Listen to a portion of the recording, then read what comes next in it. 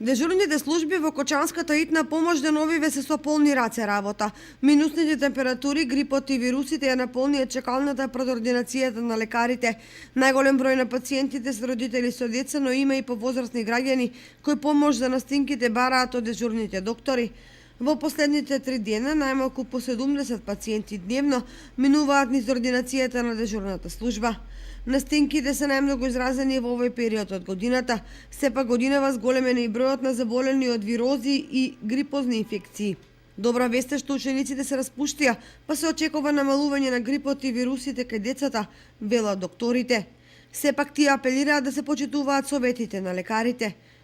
Грипот, знаеме, е едно многу заразно вирусно заболување, кое многу брзо и лесно се шири, пред се аерогено, значи по воздушен пат, при кивање, кашлање се шират тие вируси и во близок контакт со болни лица. Затоа препораките, а исто така може да се шири и контактно, значи со директен, индиректен контакт преку свежо контаминирани со вируси предмети.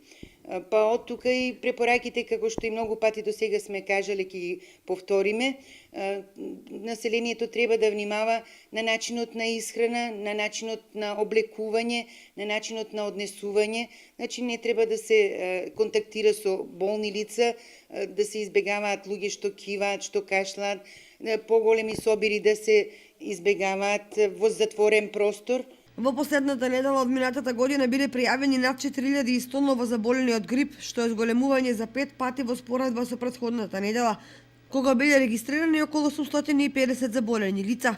Според статистиката на институтот, бројот на грипосани е повеќекратно зголемен споредено со истиот период во 2015 година, кога биле регистрирани само 109 случаи.